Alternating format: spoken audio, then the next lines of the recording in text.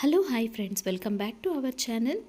So ಈ ಒಂದು July ತಿಂಗಳ ಸಂಭ್ರಮ ಶನಿವಾರದ ಕಾನ್ಸೆಪ್ಟ್ ಆಗಿರುತ್ತೆ ಮಾದಕ ವಸ್ತುಗಳ ದುರುಪಯೋಗ ತಡೆಗಟ್ಟುವಿಕೆ ಮತ್ತು ನಿರ್ವಹಣೆ. ಈ ಒಂದು ಕಾನ್ಸೆಪ್ಟಿಗೆ ನಾವು ಶಾಲೆಯಲ್ಲಿ ಯಾವ ರೀತಿಯಾದಂತಹ ಆ್ಯಕ್ಟಿವಿಟೀಸನ್ನು ನಾವು ಕೈಗೊಳ್ಬೋದು, ಅದರ ಸಂಪೂರ್ಣ ವಿವರಣೆಯನ್ನು ನಾನು ನಿಮ್ಮ ಜೊತೆ ಶೇರ್ ಮಾಡ್ಕೊಳ್ತೇನೆ ಫ್ರೆಂಡ್ಸ್. ಸೊ ಇಲ್ಲಿ ಹಿರಿಯರನ್ನು ಕೇಳದೆ, ಅದಕ್ಕೆ ಶೀರ್ಷಿಕೆಗಳನ್ನು ಕೊಟ್ಟಿದ್ದಾರೆ. ಹಿರಿಯರನ್ನು ಕೇಳದೆ ನಾನು ಇದನ್ನು ಬಳಸಬಹುದೇ, ಚಿತ್ರಗಳನ್ನು ನೋಡಿ ಕಥೆಯನ್ನು ಕಟ್ಟೋಣ, ನಮಗೊಂದು ಸಂದೇಶ, ಪರಿಣಾಮವನ್ನು ಹೊಂದಿಸಿ, ಶಾಲೆಯ ಸುತ್ತ ಒಂದು ಸುತ್ತು ಹೋಗಿ ಬರೋಣ, ಅರಿವು ಮೂಡಿಸೋಣ, ಅವರಿಗೆ ನಮ್ಮ ನೆರವು ಬೇಕೇ, ಮುಂದೆ ಏನಾಗುತ್ತದೆ, ಉತ್ತಮ ಹೋರಾಟವನ್ನು ಮಾಡೋಣ, ಪ್ರತಿಜ್ಞೆ ಮತ್ತು ಸಲಹಾತ್ಮಕ ಚಟುವಟಿಕೆಗಳು.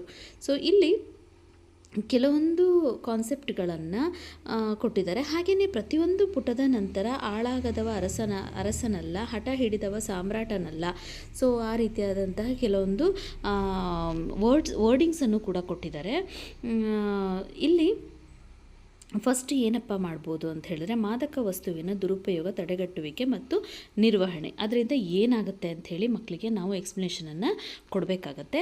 ಆ ಒಂದು ಎಕ್ಸ್ಪ್ಲನೇಷನನ್ನು ಕೊಡುವಾಗ ದೇಶದಲ್ಲಿ ಅಂದಾಜಾಗಿ 1.18 ಕೋಟಿ ಜನರು ಮಾದಕ ವಸ್ತುಗಳನ್ನು ವೈದ್ಯಕೀಯವಲ್ಲದ ಕಾರಣಗಳಿಗೆ ಉಪಯೋಗಿಸುತ್ತಿದ್ದಾರೆ. ಮಾದಕ ವಸ್ತುಗಳ ಸೇವನೆಯು ಮಕ್ಕಳಲ್ಲಿ ಮತ್ತು ಹದಿಹರೆಯದವರಲ್ಲಿ ಹೆಚ್ಚಾಗಿ ಕಂಡುಬರುತ್ತದೆ. ಸೊ ಇಲ್ಲಿ ಏನೇನಾಗುತ್ತೆ ಅನ್ನೋದನ್ನು ಕೊಟ್ಟಿದ್ದಾರೆ ಫ್ರೆಂಡ್ಸ್. ಈಗ ನೀವು ಇಲ್ಲಿ ನೋಡ್ಬೋದು ಜನರು ಹೆಚ್ಚಾಗಿ ಮದ್ಯ, ಸಿಗರೇಟ್, ಬೀಡಿ, ಗುಟ್ಕಾ, ಕೋಕೇನ್, ಗಾಂಜಾ ಮತ್ತು ಇತರೆ ಮತ್ತಿನ ಅಮಲು ತರುವ ಮಾದಕ ಪದಾರ್ಥಗಳನ್ನು ಬಳಸುತ್ತಾರೆ. ಇವುಗಳ ವ್ಯಸನಕ್ಕೀಡಾದರೆ ಬಿಡಲು ಸಾಧ್ಯವಾಗದ ಅಭ್ಯಾಸ ಚಟವಾಗಿ ಮಾರ್ಪಾಡಾಗುತ್ತದೆ. ಹಾಗೆಯೇ ಮೆದುಳಿನ ಚಟುವಟಿಕೆಯನ್ನು ನಿಧಾನಗೊಳಿಸುತ್ತದೆ ಮತ್ತು ಸಾಮಾನ್ಯವಾಗಿ ಅಪಘಾತಗಳಿಗೆ ಕಾರಣವಾಗಬಹುದು.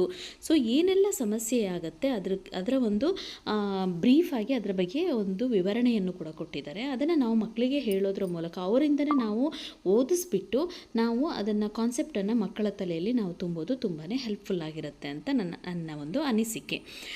ಈ ಒಂದು ಚಟುವಟಿಕೆಗಳನ್ನು ಮಾಡ್ತಾ ನಾವು ಮಕ್ಕಳಿಗೆ ಹೇಳಬಹುದು, ಈ ಕಾನ್ಸೆಪ್ಟನ್ನು ಮನವರಿಕೆ ಮಾಡಬಹುದು.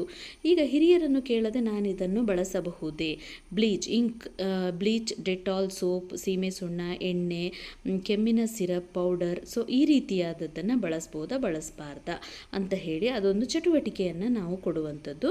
ನೆಕ್ಸ್ಟ್ ಬರುವಂಥದ್ದು ಚಿತ್ರಗಳನ್ನು ನೋಡಿ ಕಥೆಯನ್ನು ಕಟ್ಟೋಣ. ಈ ಚಿತ್ರಗಳನ್ನು ನೋಡುವಂಥದ್ದು, ಇದಕ್ಕೆ ಒಂದು ಕತೆ ಮಕ್ಕಳ ಹತ್ರನೇ ನಾವು ಹೇಳಿಸ್ಬೋದು. ನಾವೇನು ಜಾಸ್ತಿಯಾಗಿ ಶ್ರಮ ಹಾಕಬೇಕು ಅಂತ ಇಲ್ಲ ಫ್ರೆಂಡ್ಸ್. ಶಿಕ್ಷಕರು ಇದನ್ನು, ಈ ಒಂದು ಚಿತ್ರವನ್ನು ಮಕ್ಕಳಿಗೆ ತೋರಿಸಿದರೆ ಸಾಕು, ಇದು ಏನು ಹಾಗೆಯೇ ಇದು ಏನು ಮೆಸೇಜನ್ನು ಕೊಡ್ತಾ ಇದೆ, ಇದಿಷ್ಟನ್ನು ಕೂಡ ಮಕ್ಕಳೇ ಹೇಳ್ತಾರೆ. ಪ್ರತಿಯೊಂದು ಚಿತ್ರವನ್ನು ಕೂಡ ನಾವು ಮಕ್ಕಳಿಗೆ ತೋರಿಸ್ಬಿಟ್ಟು ಇದರ ಒಂದು ಕಾನ್ಸೆಪ್ಟನ್ನು ಅವರಿಗೆ ಮನನ ಮಾಡಿಸಬಹುದು ಅಂತ ಅನಿಸುತ್ತೆ.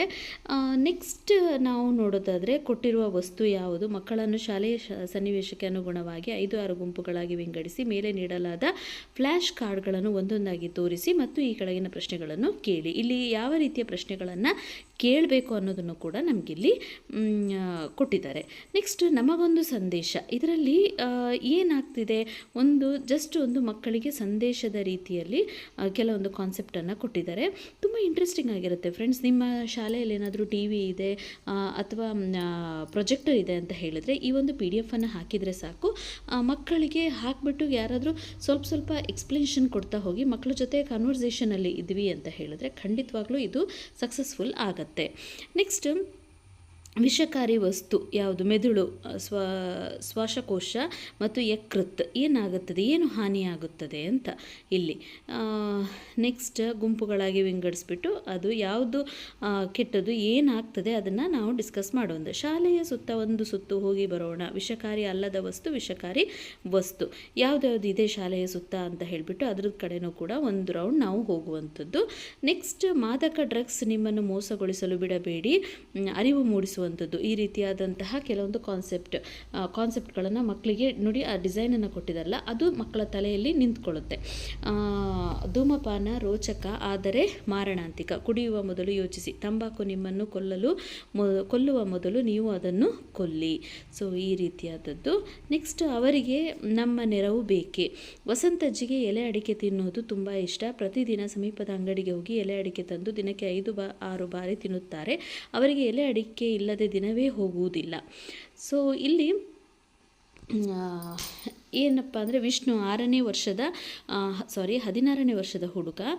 ಪ್ರಸ್ತುತ ಸ್ಥಳೀಯ ಶಾಲೆಯಲ್ಲಿ ಓದುತ್ತಿದ್ದ ವಿಷ್ಣುವಿಗೆ ಪ್ರತಿದಿನ ಧೂಮಪಾನ ಮಾಡುವ ಅಭ್ಯಾಸವಿದೆ. ಅವನು ಕೆಲವೊಮ್ಮೆ ಸಿಗರೇಟನ್ನು ಶಾಲೆಗೆ ಕೊಂಡೊಯ್ಯುತ್ತಾನೆ ಮತ್ತು ತನ್ನ ಸ್ನೇಹಿತರಿಗೆ ಧೂಮಪಾನ ಮಾಡಲು ಪ್ರಯತ್ನಿಸುವಂತೆ ಪ್ರೋತ್ಸಾಹಿಸುತ್ತಾನೆ. ನೋಡಿ ಇಲ್ಲಿ ಏನು ಸಮಸ್ಯೆಯಲ್ಲಿರ್ತಾರೆ ಮಕ್ಕಳು. ಸೊ ಅವರ ಒಂದು ಕಾನ್ಸೆಪ್ಟನ್ನು ಕೊಟ್ಟಿದ್ದಾರೆ.